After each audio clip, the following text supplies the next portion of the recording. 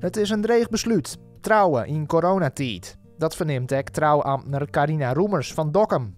Zij had zo'n het begin van de coronacrisis volle minder drokte als oors. Het is wel een beetje heftig wat er allemaal gebeurt. In 2020 was het opeens was er corona en we zouden bijna het trouwseizoen starten in maart. En toen viel er van alles weg. Er kwam een lockdown en ik had 46 opdrachten in dat jaar. En dan ben je echt wel volgeboekt. En daarvan zijn er bij mij nog 22 overgebleven. Dat is nog best wel veel, maar de meeste mensen die gingen echt naar 5 of 6 opdrachten die ze nog hadden. Ook voor de trouwers is het een drege tijd. Ze sjuggen vaak al jaren uit naar de grote dag. Maar het mij nou net zo wezen als dat ze in gedachten hielden. Ja, heel emotioneel. Weet je, je kijkt zo lang uit naar zo'n dag. Sommige mensen wel 2 jaar. En je leeft er naartoe met z'n allen. En sommige mensen kregen gewoon echt een maand of zelfs 2 weken van tevoren te horen dat het niet kon doorgaan. En het gekke is dan nog dat je ook helemaal geen perspectief hebt. Dus je weet niet wanneer het dan wel kan doorgaan. Dus ja, het was echt een hele zware tijd voor heel veel van mijn bruidsparen. Stefan en Marloes uit Blaricum hielden vorige maand al plan om te trouwen. Haar trouwdag was door een paar dagen in het voor afblaast.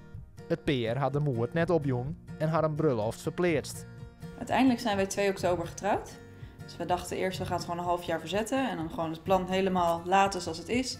Dus alle leveranciers waren 16 stuks overgezet naar de nieuwe datum. Binnen 2 dagen? Binnen 2 dagen. Ja. Maar toen dachten we nog van als we hier even een paar weken doorheen zitten, dan komt het wel weer goed. Dat was helaas niet het geval. We hebben alles wel moeten aanpassen. Ja, locatie. We hebben in juni 70 mensen van de lijst moeten schrappen. Ja. Later nog eens 10.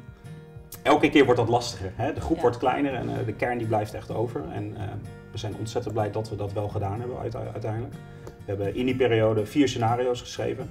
Voor 100 man, voor 70 man, 50 en 30.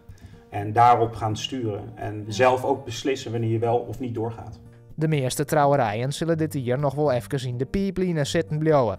Maar voor 2022 stiet de agenda alweer aardig vol. Het is heel gek, want voor dit jaar is het allemaal nog heel onzeker. Want we weten nog niet precies hoe of wat. En bruiloften worden echt ver van tevoren gepland.